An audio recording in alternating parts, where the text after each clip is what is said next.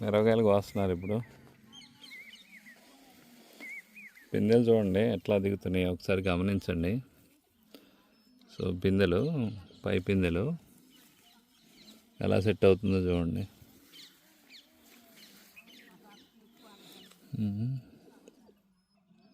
పిందెలు కాపు సెట్ అవుతుంది చూడండి. సో ఇదంతా కూడా ధ్రువ అనమాట. సో కాయ కోస్తున్నారు. ఇంటి దగ్గర కాయ ఎలా ఉందో మీకు చూపిస్తాను, చూద్దరు కానీ.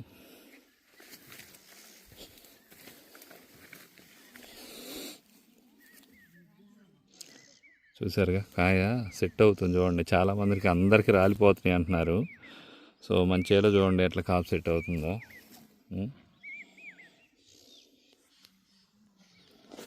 సో చూసారు కదా. సో మిరపకాయ కోస్తున్నారు. ఆ మిరపకాయ కోసేది కూడా చూపిస్తాను. వాళ్ళు అసలు మనుషులు కూడా మీకు ఏం కనపడట్లేదు, చూసారా? మనుషులు ఉన్నారు అక్కడ. అది బార్ నుంచి బారుగా మొత్తం అందరూ వాళ్ళే. అదిగోండి, చెట్లు కోసేటప్పుడు తిరగేయొద్దు.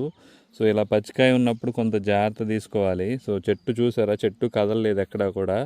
అలా కోయకుండా కేజీలు లెక్క ఇచ్చినప్పుడు ఇష్టం వచ్చినట్టు విరగొట్టడం, పాడు చేయడం జరుగుతుంది.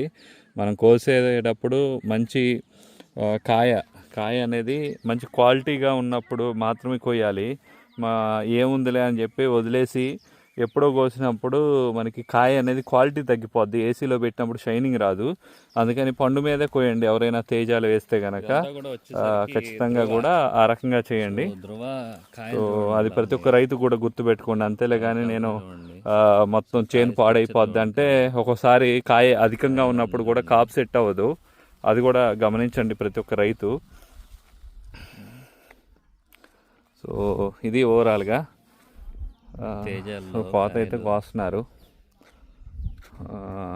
సో ప్రతి ఒక్క రైతు కూడా గమనించండి.